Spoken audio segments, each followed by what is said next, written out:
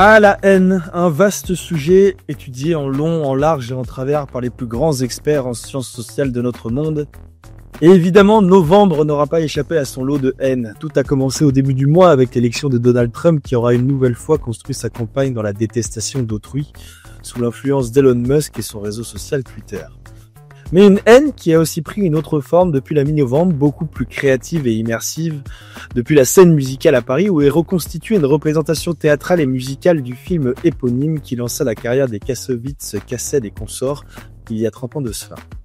Enfin, le 11 novembre dernier, à l'occasion de la nouvelle victoire de l'Olympique Lyonnais sur l'AS Saint-Etienne dans le plus beau derby de France, la 25e victoire en 42 matchs au 21e siècle, eh bien, la haine s'invita une nouvelle fois dans l'espace public sous sa forme la plus passionnelle qui soit. Et c'est bien de cette dernière dont nous parlerons dans cet épisode à travers notre sujet du jour. L'amour d'un club ne peut-il se construire qu'avec la haine d'un autre? Pour m'accompagner, il y a un homme qui supporte un club qui en avait tellement marre de se faire laver par les Qataris qu'il a essayé de créer une rivalité avec son ennemi olympien, mais faute de résultats, il préfère désormais se focaliser sur les concertos de Tchaïkovski, ce qui n'est pas plus mal. Alex, toi qui es un grand sentimental, de quoi parlons-nous exactement quand on évoque l'amour et la haine d'un club? C'est dommage Val parce que ma première phrase c'était merci Val pour cette belle intro. Bah non, du coup. Je vais tâcher de pas te décevoir et plonger à corps perdu dans l'émotion. Du coup, je pense que ce qui va majoritairement revenir aujourd'hui, c'est la notion d'identité avec la haine comme moyen d'exister. Et pour démarrer cette intro, j'aimerais déjà partir du postulat qu'aimer un club, c'est pas un choix, mais un contrat qu'on signe dès le premier souvenir, dès la première émotion. Oui, c'est la fameuse phrase qui avait été reprise par Cantona, mais qui était originellement de l'Uruguayen Galeano. Un homme peut changer de femme, de parti politique ou de religion, mais il ne change pas de club de football. Ouais, et déjà, Cantona, il a dit une fois, mais tout le monde l'a dit 15 000 fois avant lui, hein, donc évitons de se... Alors attends, t'as entendu Thibaut qu'on a précisé qu'elle venait de Galeano, hein? Mais oui, ce qui fait de moi un gros con, justement pour cette raison. Voilà. Bon, comment rebondir après Thibaut Leplat qui dit « Je suis un gros con ». Donc cette phrase abominable de Cantona mais géniale de Galeano, elle a un sens qui est fort. Elle t'oblige toute ta vie, tu seras fidèle à ton club. En tout cas, moi c'est comme ça que je le conçois. Et pour le sujet du jour, je pense qu'on va tous être un peu obligés de parler de nous, de parler de quel supporter on a été et de quel supporter on est aujourd'hui. Alors, je me lance, j'ai pas eu la chance d'avoir un père, un oncle ou je ne sais qui pour m'emmener au stade très jeune, quelqu'un pour m'imposer un amour, une appartenance ou des souvenirs. Pour mon père, le foot, c'est le Brésil de Pelé, c'est l'arrêt de Gordon Banks, c'est le but du milieu du terrain contre la Tchécoslovaquie en 70. Et tout ça, pour moi, c'est assez vague. Dans mon entrée dans le foot, c'est un copain en maternelle dont toute la famille est dingue de l'OM. Et c'est avec eux que j'apprends. J'apprends à aimer sans modération, mais pas que. J'apprends à insulter l'arbitre, j'apprends à détester Paris. J'apprends que pour revendiquer mon supporterisme, je dois m'intégrer à ce groupe qui critique. Alors, tu t'intègres à ce groupe qui critique, mais tu n'es pas pour autant obligé de critiquer aussi. Bah si, finalement si, parce que pour appartenir à ce groupe, je dois m'opposer à ce que je ne suis pas. Surtout, haïr ensemble, ça soude. Dans la vie aussi, parfois, la solution de facilité pour éviter de se confronter à soi-même, c'est de chercher dans la haine une excuse, un coupable qui nous lie. C'est mon collègue qui a mal fait son travail parce qu'il est naze, c'est mon boss qui sait pas manager, c'est l'arbitre du penalty de Nilmar, c'est Materazzi qui a cherché Zidane, c'est Harald Schumacher. C'est une forme de simplification cognitive, eux contre nous, qui crée des repères, qui rassure, qui casse la pensée et la remise en question. T'as décidé de nous faire une petite thérapie footballistique sans pudeur. Est-ce que tu veux nous dire par là que t'as été un petit peu bas du front à un certain moment de ta vie? Bah ouais, c'est ce que je vais vous confesser aujourd'hui. J'ai connu une période de ma vie d'abrutissement, de réflexion primaire, de sauvagerie. Jamais de violence physique, mais une forme de déshumanisation de l'autre où l'arbitre, le supporter, le coach, le joueur est simplifié. Il est forcément coupable parce que de toute façon, critiquer mon club m'est interdit. Et ce qui m'a sorti de là finalement, c'est l'éducation, c'est écouter l'after à 17 ans dans ma chambre, mais c'est aussi et surtout lire. C'est lire Freud qui explique que la haine émerge lorsque l'individu est perçu comme une menace à l'intégrité du sujet ou lorsqu'il contredit ses désirs. Je perds donc je hais. Et c'est aussi aller au stade et voir cette projection collective de frustration, où le COP devient une sorte de catharsis sociale, un exutoire délirant. Et c'est aussi apprendre de Kundera qui dit que le piège de la haine, c'est qu'elle nous lie et qu'elle nous enlace trop étroitement avec l'adversaire. C'est donc dans un sens une volonté de ma part de récupérer ma propre identité qui n'est plus liée à l'autre. C'est finalement sortir de cette interdépendance et c'est tout simplement, concrètement, avoir de la peine pour mes amis parisiens un soir de Ligue des Champions. Quitter la haine pour exister. Merci Alex pour cette très belle introduction. En plus de mon tonton préféré, j'ai donc 3 amoureux de la haine qui sont avec moi pour m'accompagner pendant cet épisode. Le premier a eu le courage de venir participer à cette émission en sachant pertinemment que je ferais pourtant des références à la tête de Jim Briand, au coup franc de Karim Benzema, au triplé d'Alexandre Lacazette, au Manita, à la célébration de Nabil Fekir, au 4-0 avec les cheveux décolorés. Bref, je vais m'arrêter là puisqu'on n'a qu'1 heure d'émission. Mais en tout cas, merci d'avoir fait l'effort de venir, monsieur Timothée Mémon. Avec plaisir. Et puis enfin, j'ai pas vraiment de sentiment d'infériorité vis-à-vis de l'Olympique Lyonnais. Je crois qu'il y a un truc assez réglo, c'est le nombre de titres, je crois. Ça fait voilà, valeur du juge arbitre. C'est bien, c'est bien. Bienvenue bientôt dans le 21e siècle, tu verras ce que ça fait. Alors, je ne sais pas qui a eu la brillante idée d'inviter un Suisse sur une émission qui parle de haine et de conflit, mais en tout cas, on est très content de l'avoir avec nous ce soir. Mesdames et messieurs, Olivier Jarreau est là. Oui, bonjour à tous. La neutralité, ça a aussi des avantages, messieurs, mesdames. C'est vrai. Bon, là, par contre, en termes de haine et de conflit, on a un expert, un vieux de la vieille dans le domaine, 20 000 abonnés sur Twitter, dont 5 amis et 19 995 haters. Mais ne vous inquiétez pas, il leur rend bien, surtout s'ils sont sociologues. Thibaut Leplat, comment allez-vous? Là, en plus, ils sont ravis parce que comme vous le savez, on va être obligé d'arrêter de la parution de la revue. Alors là, j'ai tous mes haters je pouvais pas leur faire plus Je les ai plaisir. vus. Comme ça, d'un coup, c'était Daniel et moi qui se prenaient dans la gueule. Donc c'était une très bonne nouvelle pour mes haters. Malheureusement pour eux, bon, on va continuer en 2025. Donc mais bon, qu'ils en profitent. Tout à fait. Je les aime avec un amour véritable, en tout cas. J'aime la haine, on va en parler tout à l'heure. Ben voilà, c'est le sujet de c'est notre sujet du jour, donc ça tombe à pic. Justement, l'amour d'un club ne peut-il se construire qu'à travers la haine d'un autre? Je vous propose qu'on démarre cette émission dès maintenant.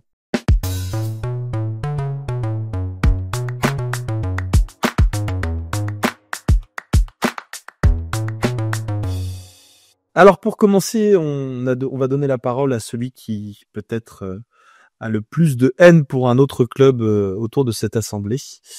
Timothée Mémon, tu voulais commencer en nous parlant justement de la haine de ton ennemi juré, l'Olympique Lyonnais. Je sais pas si j'ai plus de haine que les autres et la fin de mon propos vous prouvera que peut-être que c'est pas complètement vrai. Mais en tout cas oui, comme ça a été dit, comme Alex le disait, on va parler de nous et moi je suis stéphanois et j'ai grandi dans la haine de Lyon. J'ai grandi dans une éducation qui assumait une forme de détestation, de rejet de Lyon. Un exemple que je prends souvent pour qu'on comprenne mon éducation.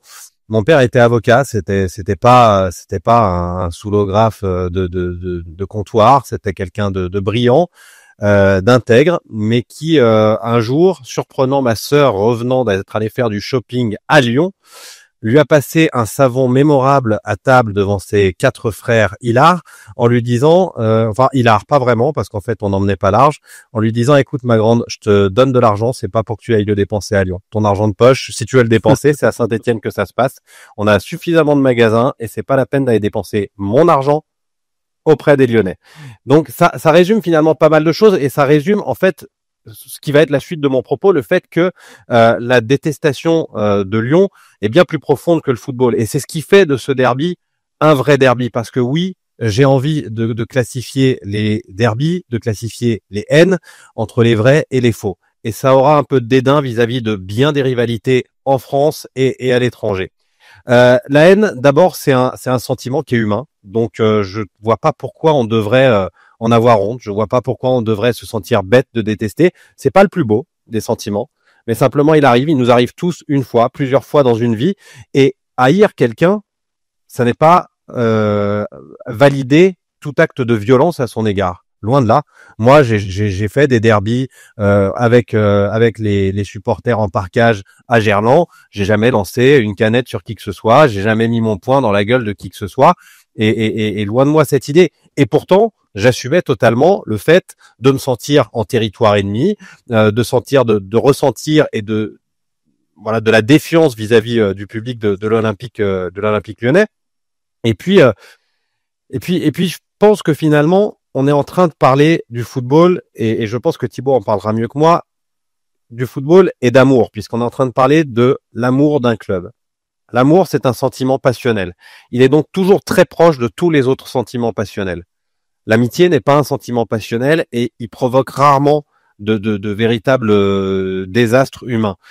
En revanche, on passe assez rapidement, même dans nos relations humaines, avec une ex ou je ne sais pas, on passe assez rapidement de l'amour à la haine. Il y a vraiment pas grand-chose. On sent que le fil est vraiment très fin et que la frontière est très ténue entre les deux.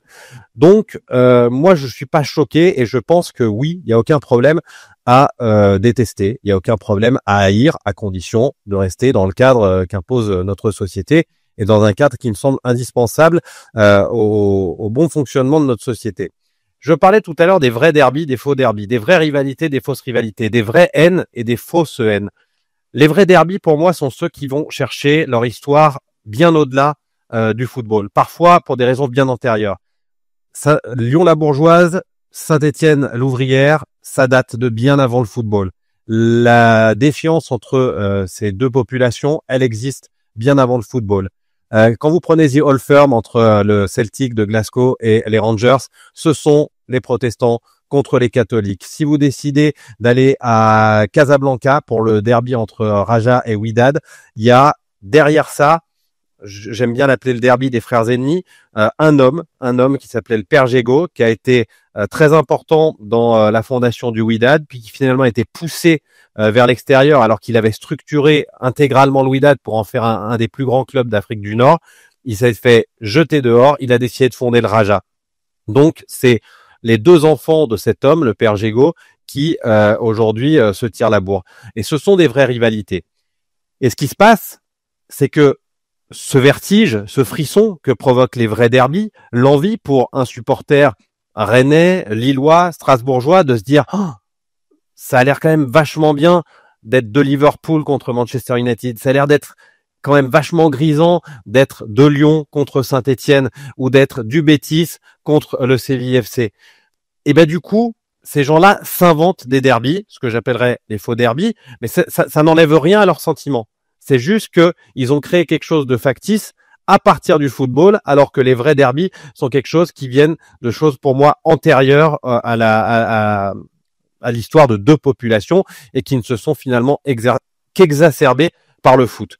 J'en finirai, et là c'est là où je vous disais que je n'avais pas le monopole de la haine, par vous dire que oui, effectivement, je n'aime pas les Lyonnais, je le dis, je l'assume, ils le savent, ils me le rendent bien. J'ai jamais levé la main sur l'un d'entre eux, mais surtout, on ne déteste que les gens pour qui on a une forme de respect. Les gens qui ne vous intéressent pas, les gens sans goût, ni grâce, ni saveur, ni passé, ni passion, ces gens-là, vous pouvez avoir du dédain vis-à-vis d'eux, pas de haine. Il se passe quelque chose, il y a une forme de respect entre le Stéphanois et le Lyonnais, et ça, j'en suis convaincu. Pourquoi ? Pour une bonne et simple raison, c'est que si moi, je veux parler de derby, si je veux parler de haine, si je veux parler à quelqu'un qui va comprendre ma détestation et cette rivalité, je vais devoir parler soit à un Stéphanois, soit à un Lyonnais, à personne d'autre. Donc, d'une certaine manière, cette haine nous rapproche aussi et nous rassemble aussi d'une certaine façon. Merci beaucoup, Tim. Je vais transiter vers Thibaut cette fois, qui voulait revenir, lui, sur, en quelque sorte, l'origine de la haine dans le football. Ouais, l'origine de la haine, j'allais dire, rationnelle, philosophique de la haine, l'origine de la passion, de la haine que tu décris très bien, Timothée, c'est une excellente manière d'introduire le sujet. Là, on a une sorte de phénoménologie de la haine de la part de Timothée Mémon. On voit un sentiment paradoxal qui est à la fois un sentiment de rejet, mais en même temps d'attraction pour ce sentiment de rejet. La haine, c'est à la fois une structure de rejet, mais en même temps une manière de chérir un sentiment de rejet. C'est tout le paradoxe de la haine. Et là, ce que moi je voulais évoquer ce soir, c'est de dire que revenir au sentiment premier, primitif, si je puis dire, à la généalogie de la haine dans le football, ce serait revenir à ce que serait le fonctionnement tribal. Alors faire un peu d'anthropologie de comptoir. Bon, j'aime bien le comptoir, a priori. Je veux dire, les meilleurs endroits dans les bars. S'il y a une pinte, elle est bien. Ouais. Attention, les comptoirs en zinc, en plus, toujours en zinc. Le comptoir qui glisse. Thibaut, tu t'égares, tu Pour t'égares. envoyer les cahuètes comme ça. Tu t'égares, tu t'égares, tu t'égares. Thibaut Leplat a Ouais. dit cahuète. Voilà. Et surtout, le bar en zinc Ouais. n'abîme pas le dessous du pull. Contrairement au bar en bois C'est- ou dans un mauvais métal qui va frotter et boulocher. D'ailleurs, à Paris, il y a de moins en moins de bars en zinc, non? Il y a pas beaucoup de bars en zinc. On est plus sur du bois maintenant, ouais.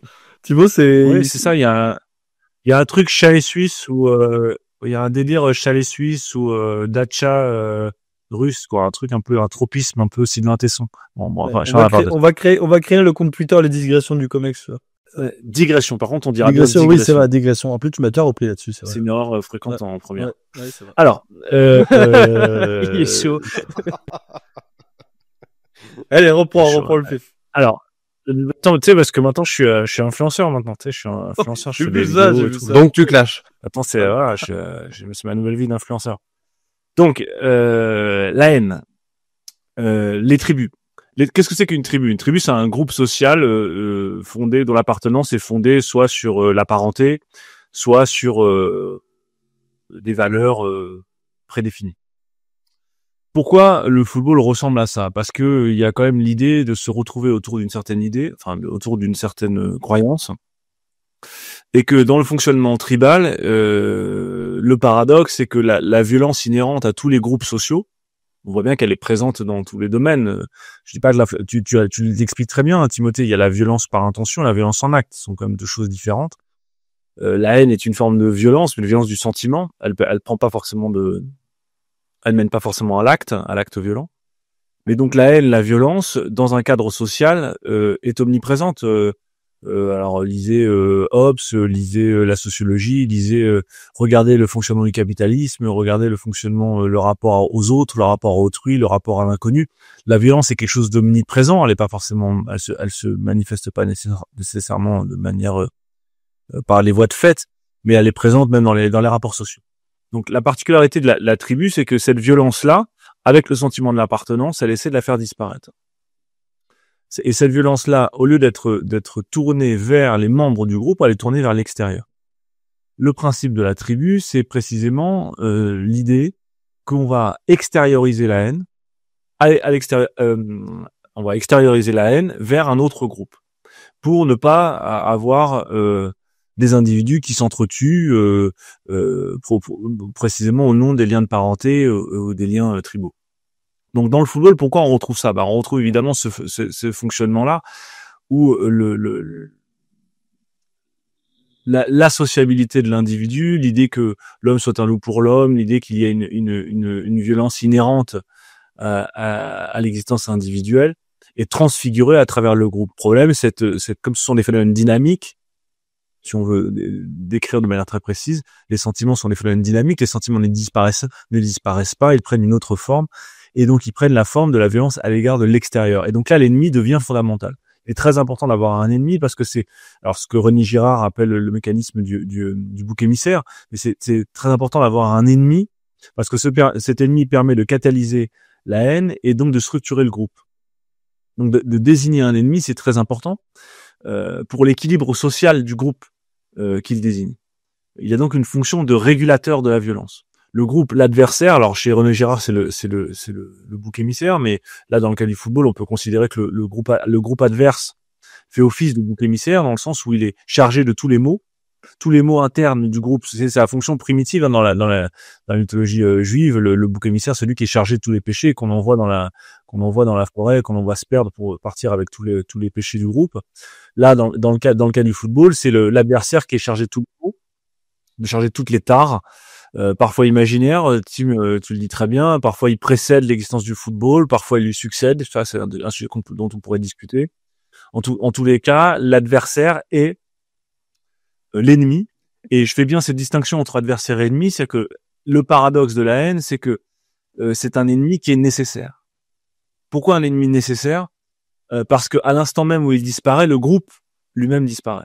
Donc il est fondamental non seulement que le groupe, que l'ennemi existe. Regardez les fights entre les groupes de hooligans. C'est les mecs se donnent rendez-vous dans des plages. Tu dis bon les gars, soit vous aimez pas, vous faites autre chose, vous voyez pas.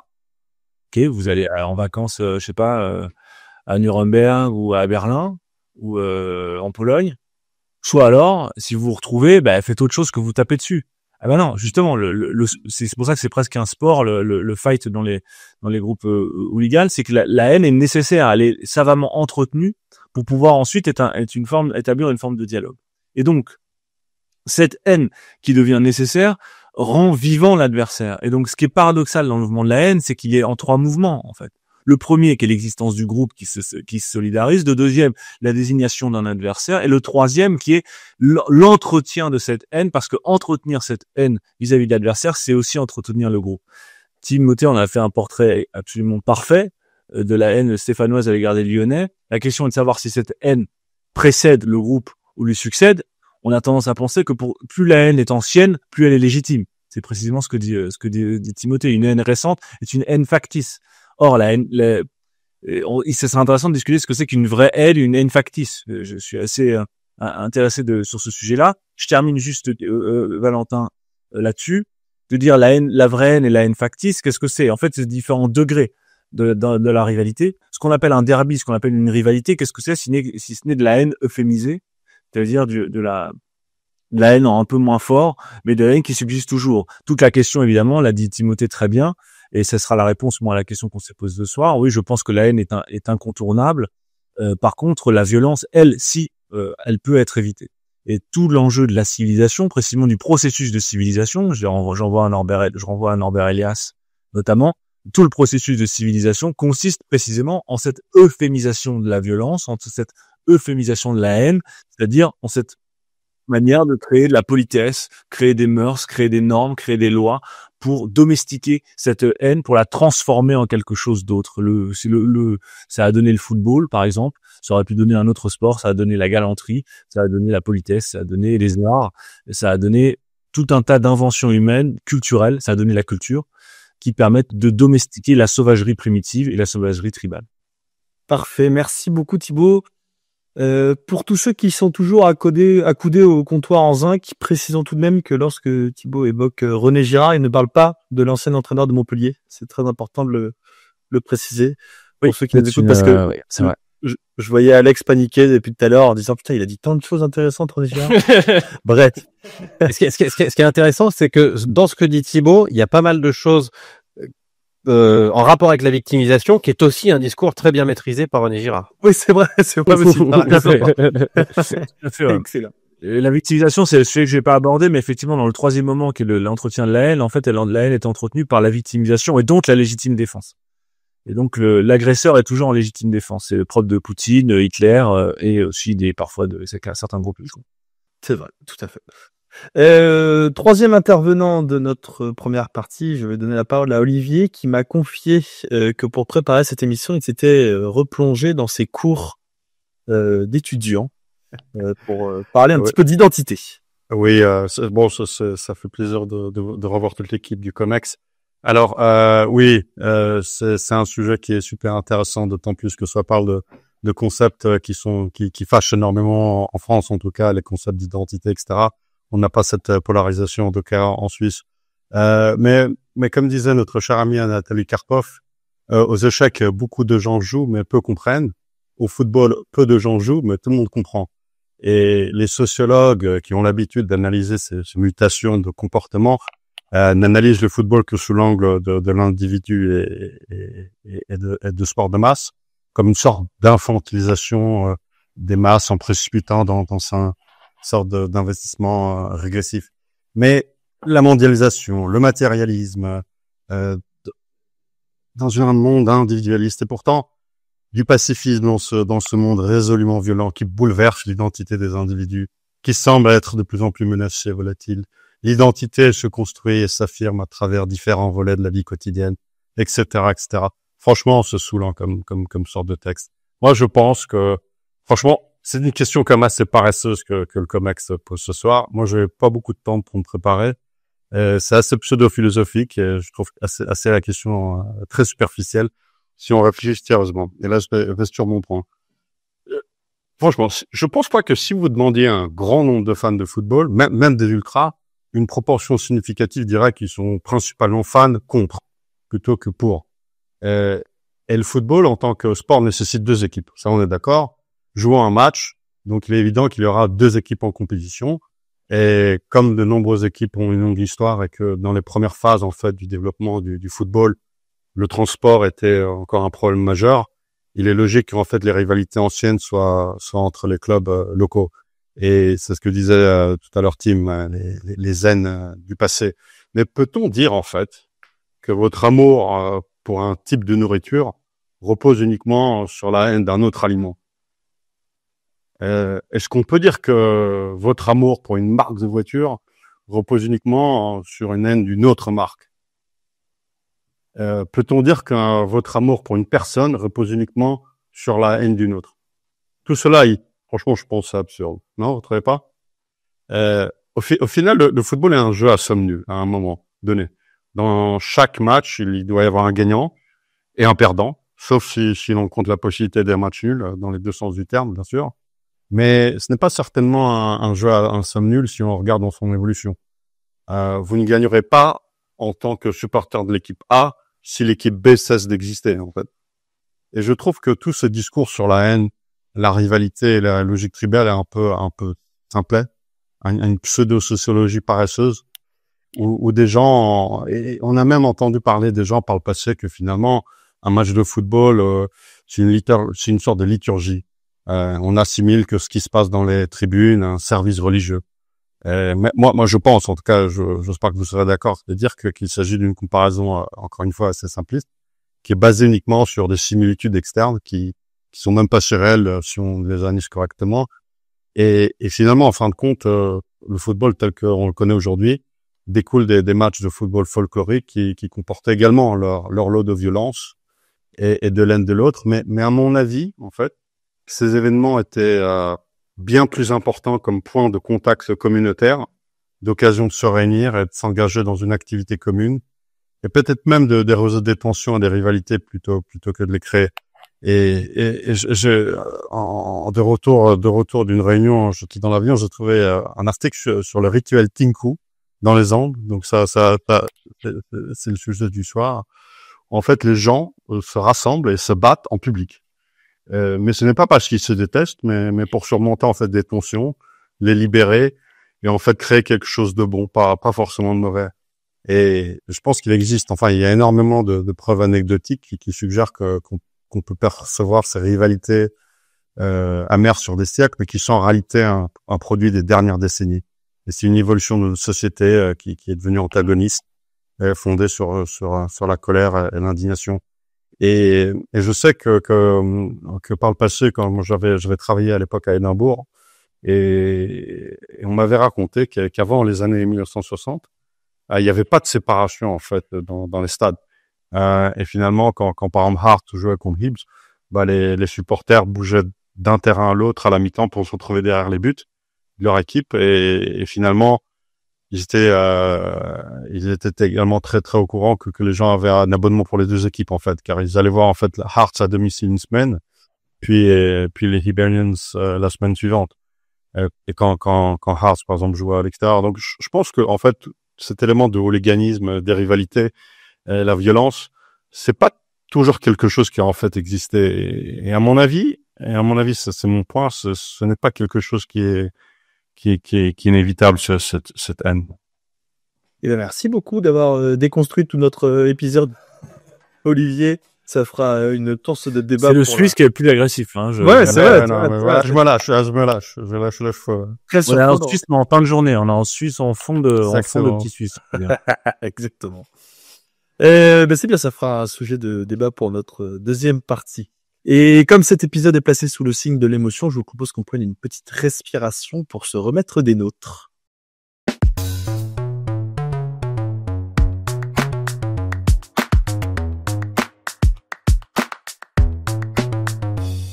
Alors normalement cet interlude est dédié à un instant promo, mais cette fois-ci il fera office d'hommage, puisque il y a 2 ans, au sortir de la Coupe du Monde, on a commencé à bosser avec Thibaut, qui nous a rapidement suggéré l'idée de devenir le podcast partenaire de la revue de l'After. Alors nous, on était super excités à l'idée de bosser avec des journalistes qu'on écoutait et qu'on suivait depuis des années. Ça nous a permis de rencontrer David Guzman, qui est devenu un ami. On a rencontré vous, les gars, Tim, Olivier, mais aussi François, avec qui on boit désormais des coups régulièrement. malgré le fait qu'une bonne partie d'entre vous soyez de droite, et Dieu sait que c'est pas évident pour nous. Mais au-delà de toutes ces considérations, aujourd'hui on est un petit peu triste puisque la revue de l'After s'arrête, en tout cas sous sa forme actuelle. Après 16 numéros d'une qualité rarement égalée, des articles variés, des analyses fouillées, des portraits inspirants, des enquêtes approfondies et surtout des thématiques traitées comme nulle part ailleurs, le tout avec une justesse rare. Alors le COMEX ne s'arrête pas là, il continuera de vivre, mais si on est là aujourd'hui, c'est aussi grâce à la revue, à Gilbert et à Daniel, et surtout à toi Thibaut, donc bravo et merci pour tout le travail accompli.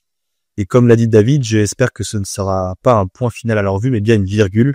On espère qu'elle reviendra sous une autre forme et avec la même qualité d'analyse et d'écriture. Donc bravo à tous et merci pour cette belle aventure. Et je sais que Tim avait aussi un petit mot à dire sur ce sujet. Bah simplement, moi j'ai eu la chance de collaborer, d'écrire dans la revue, d'en être un lecteur aussi. J'ai trouvé, il y avait un défi qui était très dur, c'est de retranscrire ce qu'est l'after, peut-être ce qu'était l'after, ce que représente la génération after aujourd'hui, l'émission, les 2 premières heures de l'émission d'aujourd'hui, c'est de le retranscrire par écrit, d'avoir tout à la fois un pas de côté, rester dans l'actualité, une forme d'intelligence. Moi, je suis convaincu que dans un monde où tout va très vite, de plus en plus vite, les gens auront à un moment ou à un autre faim de lenteur, d'exigence, d'intelligence. Et je pense que parfois, quand on a raison trop tôt, on a tort. Et peut-être que la revue de l'After aura eu raison un peu trop tôt, mais sa place et son temps viendra. Merci. Comme dirait Nietzsche, je répondrais, je suis né posthume. Donc c'est pas très encourageant pour mon état de santé. En revanche, pour l'ampleur de mon œuvre, il a écrit aussi Pourquoi j'écris de si bons livres c'est dans Ecce Homo, c'est des titres de chapitres extraordinaires. Non, mais vous savez que la revue de l'After, on va pas faire 3 heures là-dessus, c'est d'une promo d'une revue qui n'existe plus. Mais on va simplement dire une chose, l'enjeu est clairement économique en fait. C'est simplement des coûts de fabrication et des coûts de distribution qui sont très lourds. C'est un tiers du chiffre d'affaires pour les coûts de fabrication, un tiers pour les chiffres de distribution. Donc on n'arrivait pas, très compliqué d'économie de l'écrit est très compliqué. On avait une base d'abonnés, une base de fidèles. Malheureusement, la revue est entièrement indépendante, c'est-à-dire financée exclusivement par Daniel et Gilbert. On pouvait pas en attendre plus. 3 ans, c'est déjà formidable d'être arrivé à tenir autant. À titre personnel, je suis très heureux de la collaboration qu'on emmène et qu'on mène toujours avec le 11e art. Je suis très heureux d'entretenir, d'investir un champ qui est le champ culturel du football. On a pu se rencontrer, on a pu se rendre compte qu'on voyait les choses un peu de la même façon. Je suis très optimiste pour la suite. Je pense que c'est de bonne augure pour parler comme les footeux. Voilà, maintenant avoir raison trop tôt, je sais pas, je pense que le papier de toute manière est une industrie aucune revue papier n'est rentable, elle est financée soit par les actionnaires, soit par la dette, donc aucune n'est rentable. C'est un peu comme les clubs de foot. Donc voilà, il y a d'autres modèles à suivre. 11e art en est un, on va continuer. Alors un nouveau type de choses va arriver en 2025. L'esprit de la revue va se maintenir, mais on va pas faire trop de mystère. Ça sera plutôt uniquement en librairie et sur des parutions plus courtes, enfin des fréquences beaucoup plus longues, je peux dire, comme on dit ça. Voilà, mais ça va continuer à exister. Un espace pour la réflexion va exister. Ce sera pas plus exactement la revue, mais on va continuer avec cette idée-là. Donc, soyons optimistes, continuons, investissons les champs culturels et voilà, et cultivons-nous. Je pense que le football s'en remettra, nous aussi. Voilà, 16 numéros, c'est déjà pas mal. C'était excellent et je recommande à ceux qui peuvent se les procurer de se les procurer pour pouvoir les lire. Et ceux qui sont dans cette démarche justement là de venir échanger avec nous sur les différentes plateformes, sur les réseaux sociaux, etc. On est évidemment très ouvert à la discussion. Je sais que Thibaut, tu as aussi lancé tu as mis en application tout ce que tu souhaitais faire sur Instagram. Donc voilà. Voilà, j'ai commencé sur Insta. Je vais poursuivre un titre personnel avec des choses plus larges, un peu plus grandes. Voilà, il faut s'adapter aussi un peu. C'est une bonne leçon aussi pour moi. Donc je suis très heureux de réinventer encore quelque chose. Très bien. Voilà. Un petit aparté un petit peu plus long que d'habitude dans cette émission, mais c'était important de rendre hommage à cette super revue. Allez, on bascule sur notre sujet du jour.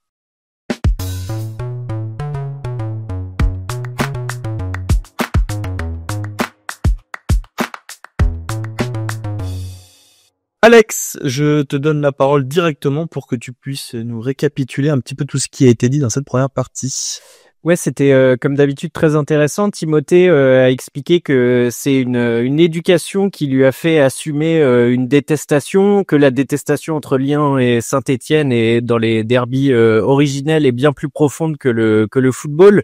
Il explique aussi qu'il y a différents degrés de haine, que haïr c'est pas accepter la violence. Tu distingues donc le vrai du faux derby et donc la vraie de la fausse haine. Et tu estimes quand même que on ne peut détester que les gens pour qui on a une forme de respect. Thibaut est revenu sur l'origine de la haine et ce sentiment paradoxal entre attraction et rejet. C'est donc revenir au sentiment premier, c'est revenir au fonctionnement tribal. Tu as expliqué qu'une tribu, c'était un groupe qui était fondé sur la parenté et que le principe de la tribu, c'est d'extérioriser la haine vers un autre groupe. On se retrouve derrière une croyance et il est donc très important d'avoir un ennemi pour l'équilibre social du groupe.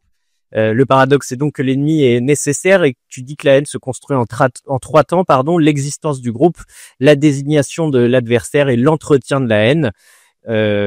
Voilà pour ta partie. Olivier a décidé de sulfater le débat en expliquant qu'il était simpliste, que les sociologues analysent le football comme une sorte d'infantilisation des masses, que la question est simple parce que l'amour ne peut reposer uniquement sur la haine, en prenant des exemples de nourriture et de voiture.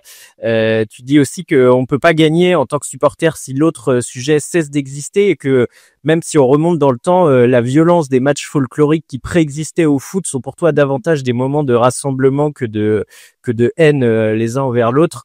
Si les gens se battent en public, c'est pour libérer des tensions et c'est une évolution de notre société qui est davantage fondée sur la colère et l'indignation et que la violence n'a pas toujours existé. Merci beaucoup Alex, c'était très concis, tout comme vous messieurs dans cette première partie et je vous remercie d'avoir respecté les délais que l'on s'attribue normalement, ce qui nous permet d'avoir une deuxième partie un petit peu plus longue pour notre débat. Justement, Olivier a terminé sa première partie en déconstruisant un petit peu les arguments que vous aviez avancés. Est-ce que l'un de vous deux, Timothée ou Thibaut, vous souhaitiez réagir par rapport à ce qui a été dit par Olivier? Oui, forcément, parce que ce que dit Olivier, je l'entends tout à fait, et à la fois ça va à l'encontre de tout ce que je ressens, de tout ce que je crois. Sur l'infantilisation des masses, je suis d'accord, mais je la crois nécessaire d'abord. Je pense que toute société a besoin d'un exutoire et tant qu'à faire, autant que ce soit d'un commun accord, le football ou tout autre rituel dont parlait Olivier. Ce qui m'a le plus embêté dans ce qu'il a dit, c'est l'idée d'un jeu à somme nulle. En fait, je crois absolument pas à ça. Une équipe perd 1-0 à l'aller contre une autre équipe et elle gagne 1-0 au match retour. On peut considérer que c'est un jeu à somme nulle. On peut considérer que chaque année le classement est remis à 0, qu'à la fin toutes les équipes affronteront toutes les équipes, mais c'est complètement oublier l'émotion que créent les matchs. Pour moi, c'est faire totalement abstraction de l'émotion, de la ferveur collective, de la joie collective, de la tristesse collective, du moment que crée le match de football. Et c'est là où on rentre dans quelque chose d'émotionnel. Et parce qu'on est dans quelque chose d'émotionnel, à ce moment-là, j'estime, et on peut considérer, je suis le premier avec un peu de recul à me dire, tiens, c'est peut-être un peu simpliste, mais j'ai le droit à ça.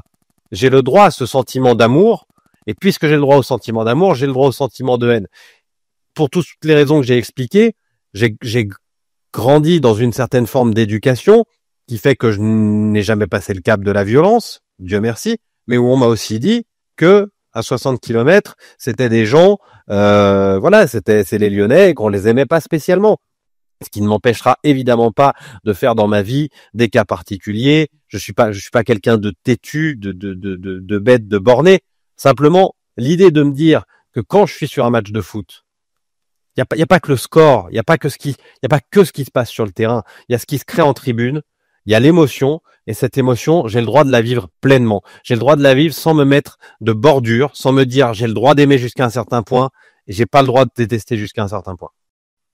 Non, mais pour moi, dire que le football ne se résume qu'à cela, ou qu'il peut exister que grâce à cela, je pense que c'est une erreur dans le débat.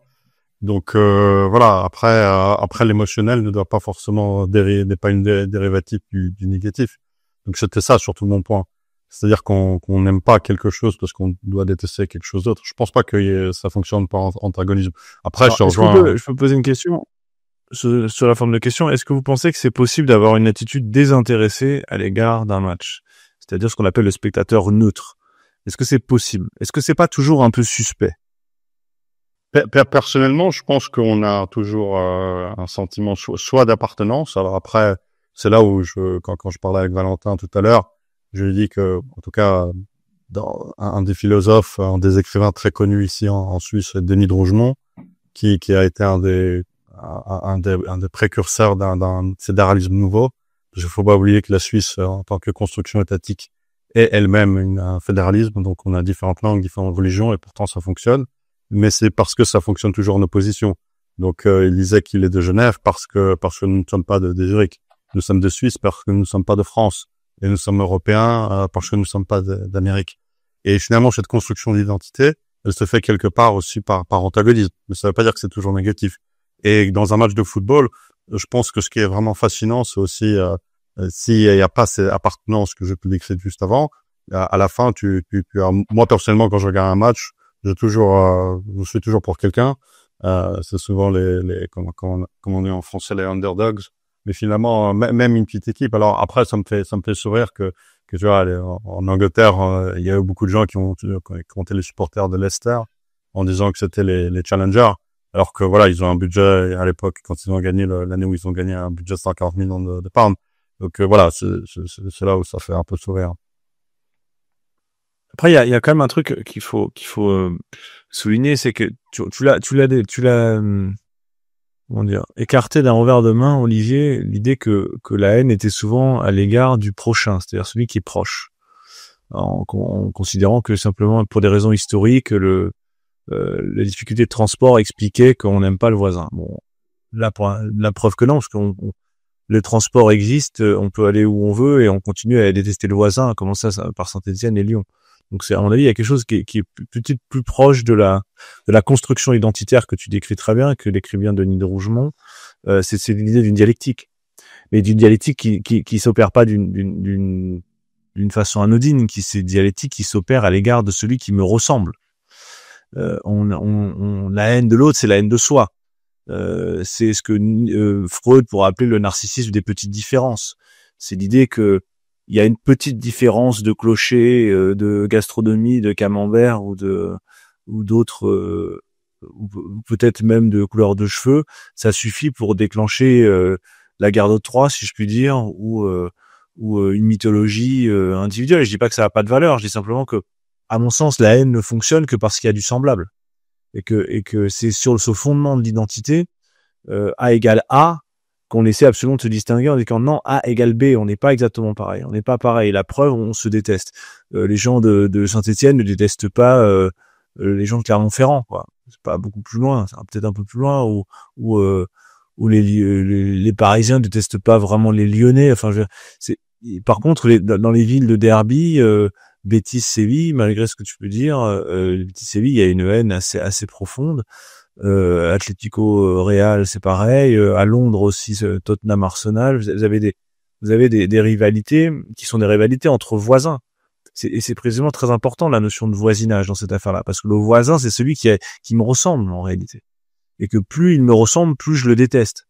Parce que je lui reproche de ne pas être. Et j'ajouterais que plus on se déteste mutuellement, plus on se ressemble du coup. Exact. Et en plus, oui. Et c'est cette dialectique, il faudrait lire Hegel, il faudrait parler de tout ça, mais on n'a pas le temps. Mais de dire que il y a dans le rapport à l'autre quelque chose qui est toujours en trois temps, qui est l'idée un moment du positif, de l'identité, ensuite de la différence et ensuite du surmontement de la différence. Et donc, dans ce mouvement en trois temps, il y a toujours un élément A qui répond à un élément B, qui tout ça se transforme, se sublime ou se change de nature à travers la rivalité sportive. Mais dans quelle mesure, et là j'arrête pas ce soir de faire le même aujourd'hui, mais il y a un texte d'Orwell là-dessus notamment qui parle du sport comme facilitateur de la violence, et qu'en réalité la rivalité sportive entretient une fausse guerre dit Orwell, qui est fondée sur, et Borges dit la même chose aussi dans un autre texte, qui est fondée sur des choses parfaitement superflues et entretient une haine qui sinon aurait disparu. Alors c'est pas du tout, Orwell il dit pas ça exactement, mais c'est moi qui force un peu le trait, mais c'est l'idée que on pourrait contester aux sociologues, comme tu dis Olivier, non pas d'infantiliser, en revanche, de ne pas prendre en compte l'idée que le spectacle sportif entretient la haine autant qu'il le fémise. Il la stimule autant qu'il l'adoucit. Et encore une fois, on est dans un fonctionnement circulaire où la haine et l'amour se répondent sans cesse, où il devient très difficile de pas passer à l'acte. Et c'est là que le troisième mouvement de Hegel, c'est le mouvement du culturel, le moment où on repasse à l'abstraction. C'est l'idée que le symbolisme, c'est l'idée que insulter c'est toujours mieux que taper, se moquer c'est toujours mieux que de frapper. C'est l'idée que par le langage, par la culture, on arrive à transformer la haine immédiate, la violence, en un discours culturel. Et donc tout ça, c'est toute l'histoire de la culture, et qu'effectivement, de ne pas passer à l'acte, ça demande un certain type le mot, tu l'as dit, Timothée, c'est l'éducation. Et l'éducation qui en ça, parce qu'effectivement, si on s'en tient au rapport strictement tribal, ça finit en baston et en un paradoxe, que dire la haine aboutit à une disparition mutuelle. Et j'ajouterais par rapport à ce que vient de dire Thibaut, que puisque moi j'évoque dans la notion de vrai derby ceux qui ont une antériorité au football, on peut aussi saluer l'idée que le match de football puisse catalyser cette haine, être l'espace d'expression de cette haine, encore une fois, pas de la violence, de la haine, de la rivalité, de deux équipes qui s'affrontent. Qu'en serait-il, par exemple, Thibaut parlait du derby de Séville, si les supporters du Betis, qui sont les classes populaires, considérées comme plutôt à gauche, et celles du FC Séville, riches, du centre-ville, plutôt à droite, ne pouvaient pas exprimer cette haine, ne pouvaient pas assumer cette haine le temps de 2 derbys dans l'année. Je parlais tout à l'heure du derby de Glasgow. On sait ce qui s'est passé pendant des années entre catholiques et protestants en Grande-Bretagne. Peut-être que c'est une bonne chose d'accepter l'idée de dire le terrain de foot, The Old Firm, est l'occasion d'exprimer cette haine, celle entre le partisan, la preuve que non.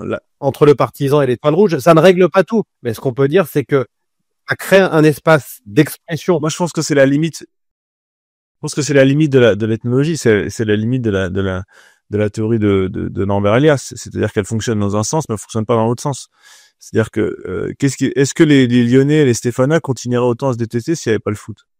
Est-ce que les Parisiens et les Marseillais se taperaient dessus s'il n'y avait pas le foot? Sincèrement, je crois pas. Je crois pas. Ce que je veux dire, c'est comme les rivalités de clochers. Enfin, je veux dire, on joue à être rival. Il y a une part de jeu aussi. Il y a une part de jouer à détester l'autre. De le jouer à avoir le droit. Tu as déjà prononcé ce terme-là tout à l'heure. Jouer à avoir le droit de détester quelqu'un. Alors, si ça peut être catalyseur, mais est-ce que c'est vraiment euphémisateur? Est-ce que ça supprime? Est-ce que ça diminue? Est-ce que ça, au contraire, ça maintient pas? Est-ce que ça entretient pas une forme de haine? Parce que ça posait aussi la question de la haine factice, enfin du moins de la haine créée, qui à partir du moment où elle est partagée par tous devient une haine légitime. Et finalement, le meilleur exemple, c'est le PSG-OM qui est monté de toutes pièces par Canal, mais qui avec le temps entre et devient une normalité qui fait que la haine devient sincère et vraie, quoi. Même si historiquement on peut dire qu'il y a rien qui oppose ces deux clubs, si ce n'est une situation géographique et qui encore a été rajoutée, il n'y a pas de, tu vois, une fois que la haine devient réelle, elle est présente et elle condamne, quoi, elle oblige à rester dans la haine pour tous. Oui, mais encore une fois, on sait que la rivalité PSG-OM a été créée par Canal+, mais l'expression de la rivalité, non plus PSG-OM, mais Paris-Marseille, c'est ni plus ni moins que l'expression de quelque chose d'antérieur qui existe depuis toujours, qui continue à exister, qui est le rapport Paris-Province. On a juste choisi la plus grande ville française pour exprimer le rapport Paris-Province.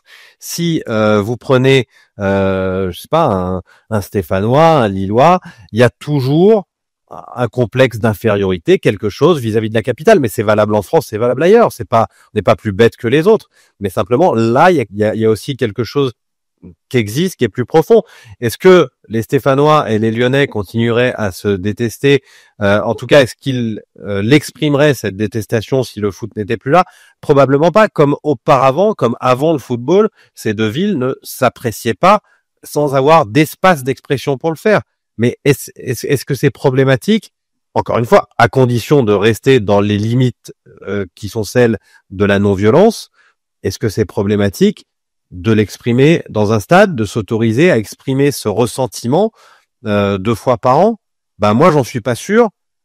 J'aime le derby, j'aime y assister, j'aime que le derby, j'aime qu'ils nous détestent, j'aime que les Lyonnais puissent passer un moment à assumer une forme de détestation à notre endroit 1 fois par an ou 2 fois par an. Et on adore vous battre. Olivier?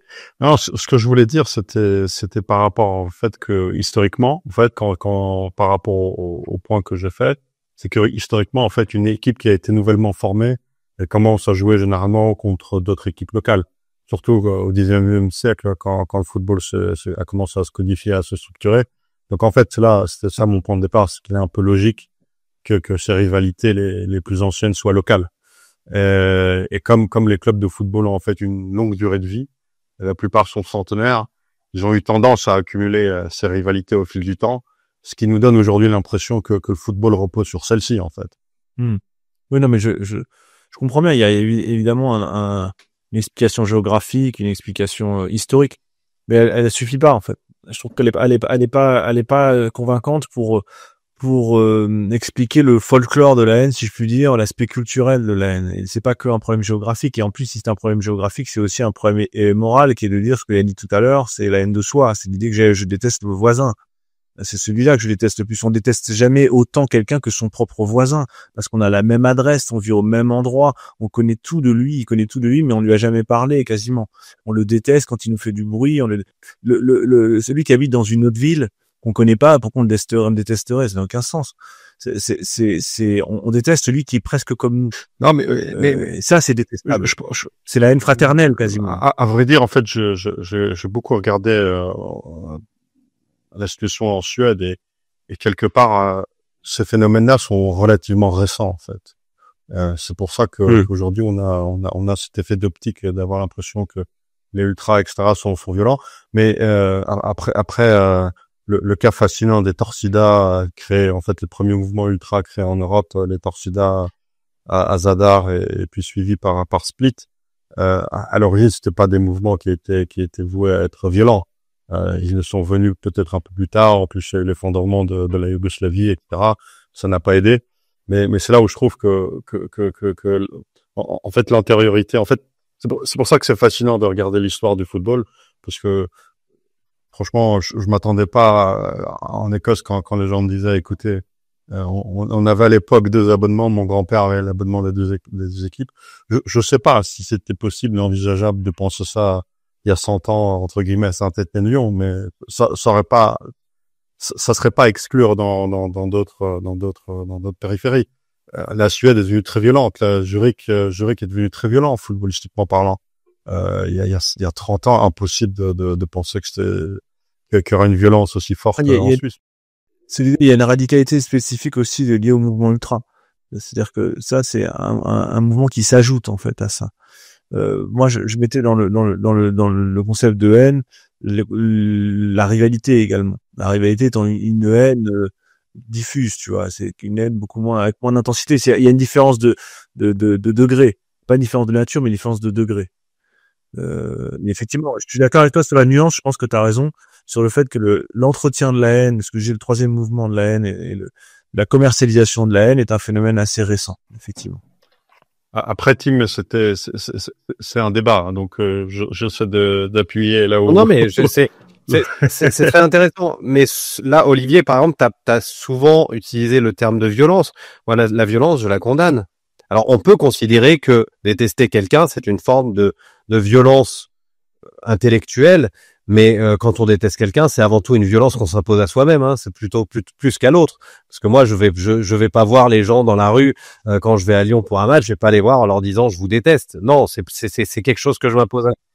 Sur Twitter, t'es pas quelque chose que je m'impose à moi-même. Et puis encore une fois, c'est aussi cette haine commune qui, d'une certaine manière, nous rassemble. Dire que le football n'existe que par ça, je suis d'accord avec toi. Non, c'est faux, c'est absolument faux. Mais le football, il existe tel qu'on le connaît aujourd'hui, c'est-à-dire avec des stades pleins, avec des gens qui regardent des matchs à la télé. Il existe par l'émotion. Et je suis convaincu, en tout cas moi, mon émotion la plus forte vis-à-vis d'un club de football, elle s'est construite pour Saint-Étienne, et elle s'est construite, je le dis souvent, à 75% parce que j'aime mon club, mais à 25% parce que j'aime pas celui d'à côté. Mais en toute conscience du côté un peu primaire que ça. Mais c'est parce qu'on parle que de football. C'est parce que c'est que de football qu'heureusement que c'est là que je peux l'exprimer.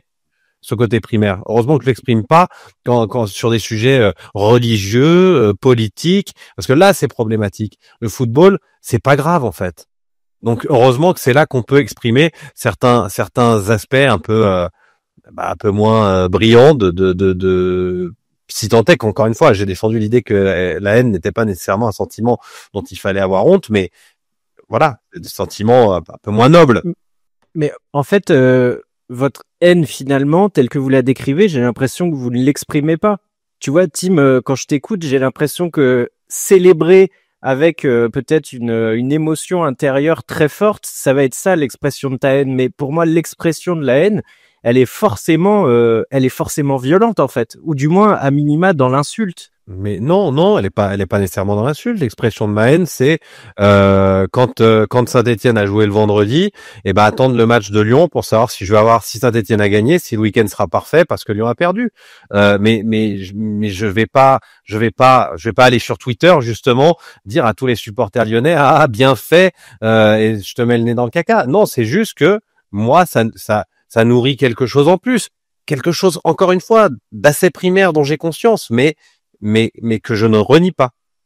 Moi, je tente tes arguments. Olivier, tu voulais rajouter un truc? On va clôturer l'émission prochainement. Non, moi, en fait, évidemment, tu as dit, Valentin, par rapport au fait que je me suis replongé dans mes textes d'étudiants, mais c'est parce qu'en fait, l'identité, c'est une notion qui est paradoxale et à la fois c'est ce qui nous distingue des autres et parallèlement ce qui nous rend semblables aux autres. Et c'est un concept qui est relativement moderne, en fait, et quelque part, on parle beaucoup de plus en plus, et ça c'est Zygmunt Bauman qui parlait que les grandes identités qui ont été construites par les États-nations et qui ont finalement disparu par cette société liquide, elles trouvent des substituts. Et finalement le football est un de ces substituts à mon avis qui a repris ce concept.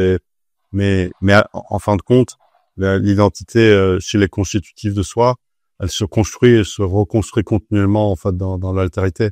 C'est-à-dire que c'est toujours par rapport à un rapport à l'autre, c'est ce que Tim tu dis, c'est 25% quoi. Donc l'identité c'est surtout avant tout une valeur qui est partagée, mais c'est aussi une communauté imaginée, mais aussi une communauté qui peut devenir culturelle. Et je le dis parce qu'en Suisse, il y a eu beaucoup d'échos par rapport à ce qui se passe en France par rapport au mot identité, parce que finalement en Suisse on n'en parle pas. Mais pourtant, il y a une multitude d'identités. Mais c'est aussi parce que l'individu est finalement, malgré l'importance du collectif, et l'individu et sa liberté est fondamentalement protégée. Donc, ce qui rend les choses un peu moins complexes par rapport à peut-être la République. Thibaut, le mot de la fin, je t'ai vu valider ce que disait Olivier. Non, enfin le mot de la fin, dire que effectivement, je crois qu'on a réussi à bien circonscrire le sujet, mais contrairement à ce que Olivier, je trouve que le sujet finalement la question se posait, mais qu'effectivement il faut arriver à le travail à faire est un travail de distinction maintenant entre la haine légitime, la haine qui ne l'est pas, différents degrés de haine et leur degré d'expression.